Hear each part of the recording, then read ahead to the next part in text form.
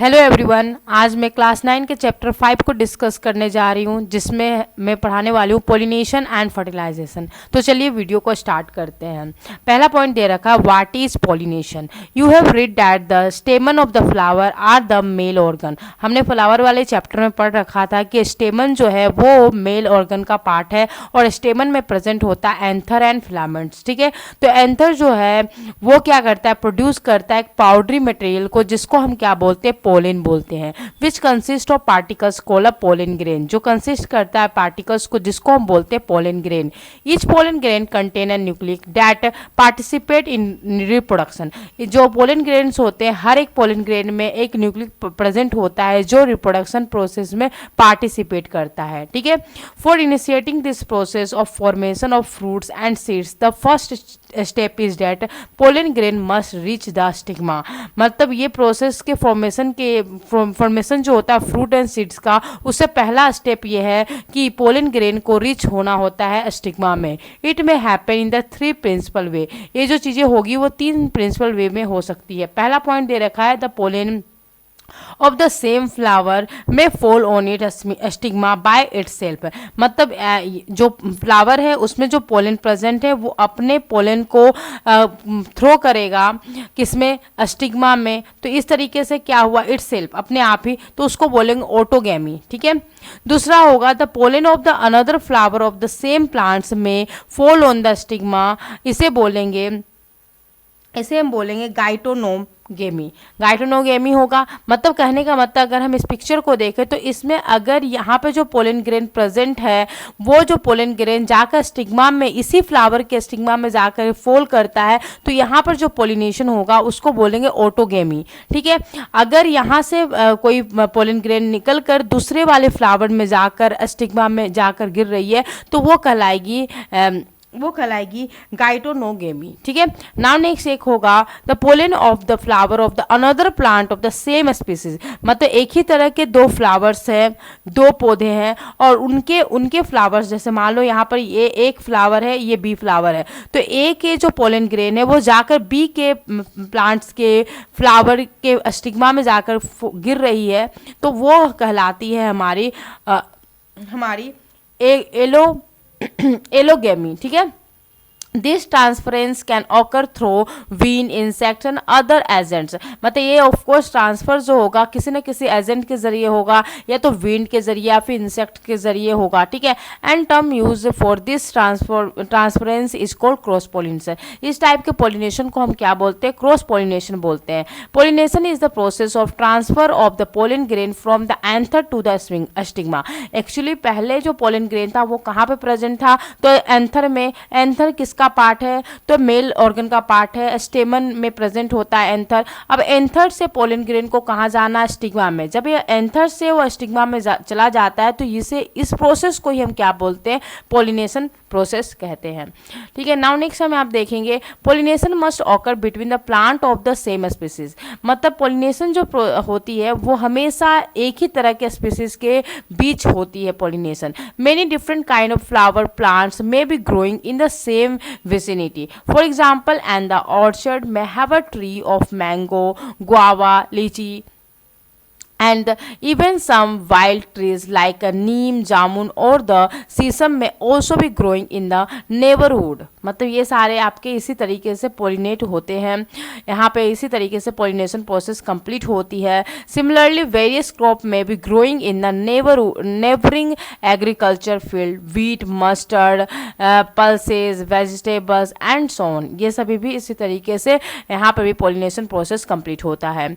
The wind में blow away the pollen from all such plants together and thus the flower of the particular plant may receive all kind of the pollen। इस वजह से क्या होता है, क्योंकि insects के जरिए या फिर हवाओं के जरिए जो पोलन जाते हैं उसमें बहुत सारे पोलन ग्रेन जाते हैं, डिफरेंट फ्लावर के पोलन ग्रेन जाते हैं। ठीक है, रिसीव करती है पोलन ग्रेन जो है बहुत सारे रिसीव्ड होते हैं फ्लावर्स पे, of its own kind as well as of the other. अपने तरह के भी पोलन ग्रेन वहाँ पे आते हैं और दूसरे टाइप के भी पोलन ग्रेन वहाँ पर आते हैं फ्लावर पर। Similarly Similarly, insects like bee or butterflies generally do not discriminate between the plants and collect the nectar from all kind of the flowers. मतलब अगर हम बात करें कुछ इंसेक्ट्स की जैसे बी और बटरफ्लाई, तो वो भी बहुत सारे फ्लावर्स के ऊपर बैठते हैं और वहाँ के नेक्टर जो है उनको लेकर डिफरेंट डिफरेंट फ्लावर्स के पास जाते हैं. तो ऐसा नहीं कि एक ही तरह के पॉलन ग्रेन उनके उनके उनके उनमें चिपकी हुई रहती है, बहुत सारे पॉलन ग्रेन होती है. ठीक है. In the process of insect are carrying a different type of pollen on their bodies. Therefore, the stigma of the flower of any one particular plant receive the pollen of its own species as well as others. But nature has so designed that only the pollen of the same species of the plant will survive and grow further to continue the process of reproduction, and rest of type of the pollen will fall to germinate and Paris. मतलब यहाँ पे बोला जा रहा है कि actually जो insects है, यहाँ पे बी है या बटरफ्लाइज है, जो भी हैं, या फिर विंड के ज़रिए जो पोलन ग्रेन आते हैं, उनमें बहुत सारे डिफरेंट फ्लावर्स के पोलन ग्रेन आते हैं. सारे के सारे जो पोलन ग्रेन है स्टिग्मा में आकर गिरती है, बट स्टिग्मा अपने ही स्पीसीज़ के पोलन ग्रेन के साथ पोलन को रिसीव करती है. ठीक है. ये नेचर की काफ़ी अच्छी सी खूबसूरती है, जिसके वजह से क्या हो रही है कि एक फ्लावर जो है, फ्लावर की जो स्टिग्मा है वो आइडेंटिफाई कर पाती है कि जो मेरा कौन सा पोलन ग्रेन है, उसी के साथ वो क्या करती है, पोलिनेशन प्रोसेस कंप्लीट हो पाता है. Not only the pollen of the same species of the plant will survive, वही सर्वाइव कर पाता है, एंड बाकी सभी क्या होते हैं, सर्वाइव नहीं कर पाते हैं. ठीक है. नेक्स्ट यहाँ पे बोल रखा kind of pollination. There are two kind of pollination. दो तरह के पॉलिनेशन होते हैं. एक होती है सेल्फ पॉलिनेशन, दूसरी होती है क्रॉस पॉलिनेशन. सेल्फ पॉलिनेशन में बोल रखा है self pollination is the transfer of pollen from the other और to the stigma of the same flower. ठीक है. सेल्फ पॉलिनेशन मतलब एक ही प्लांट्स के 2 या 3 फ्लावर्स है, तो एक से दूसरे में पोलन ग्रेन जाकर गिरी, या फिर एक ही फ्लावर्स में जाकर गिरी, तो वो सभी हमारे क्या कहलाते हैं, सेल्फ पॉलिनेशन कहलाते हैं. ठीक है. जैसे कि हमारा ऑटोगैमी, और हम बोल सकते हैं ये हमारे क्या है, सेल्फ पॉलिनेशन के एग्जाम्पल हैं.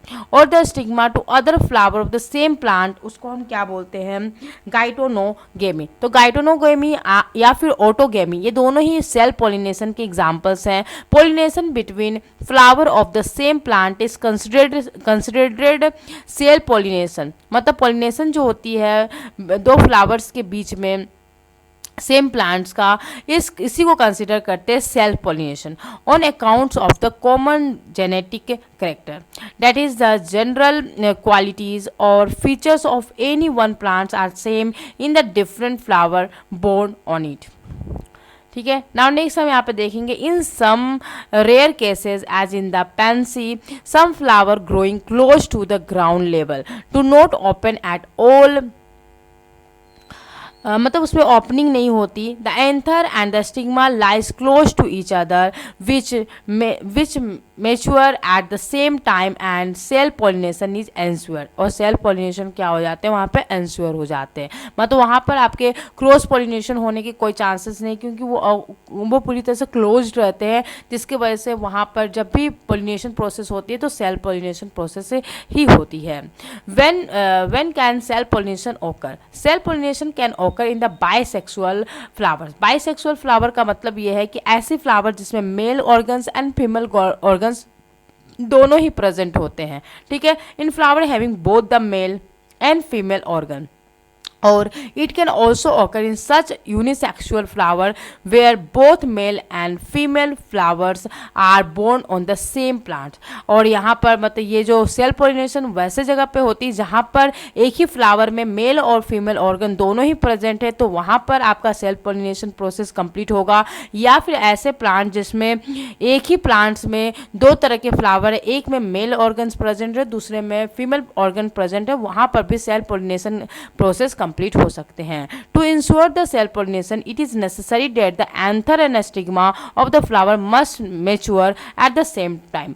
सेल्फ पॉलिनेशन होने के लिए सबसे इंपॉर्टेंट पॉइंट ये है कि स्टिग्मा और एंथर दोनों, एंथर क्या है, मेल ऑर्गन है, और स्टिग्मा जो है वो फीमेल ऑर्गन है, दोनों को मैच्योर होना होगा सेम टाइम में. ऐसा नहीं हो सकता है कि एक काफ़ी लंबे समय के बाद मैच्योर हो रहा और एक पहले हो जा रहा है, तो इस केसेस में भी सेल्फ पॉलिनेशन प्रोसेस कंप्लीट नहीं हो सकते.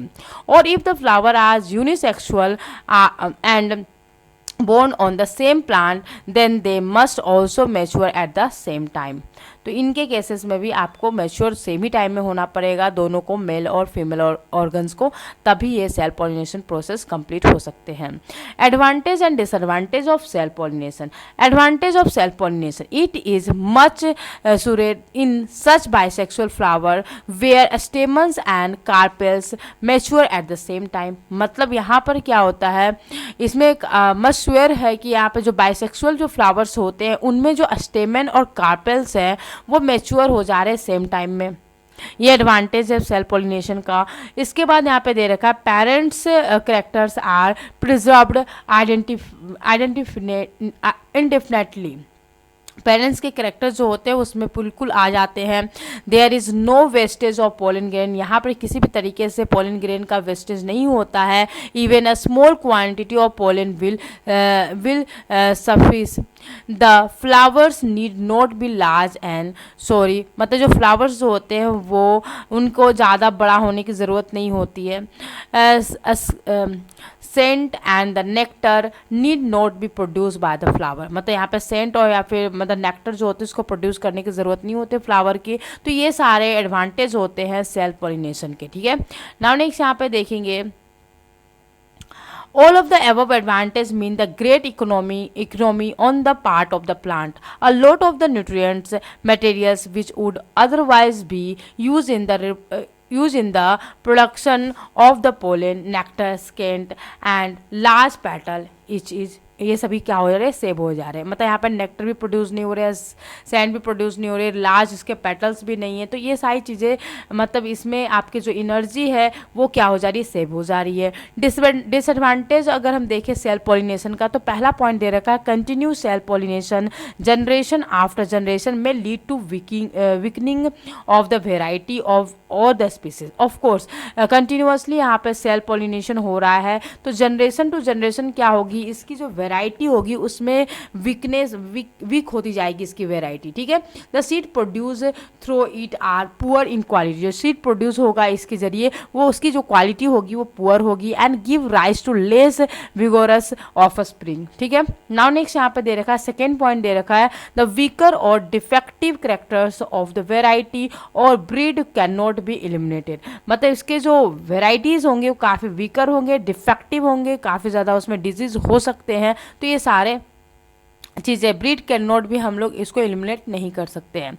It does not yield new variety, the genetic traits of the same plants with no change and without any intermixing are passed on to the next generation, thus there is a little chance for the improving in the next generation। तो यहाँ पर जो next generation को improve करने का काफ़ी little chance होता है सेल पॉलिनेशन करने वाले प्लांट्स का। तो ये सारे क्या हो गए, इसके डिसएडवांटेज है सेल पॉलिनेशन के। नेक्स्ट आपके यहाँ क्या है, क्रॉस पॉलिनेशन। इसको हम लोग करते हैं नेक्स्ट क्लास में, तब तक के लिए बाय।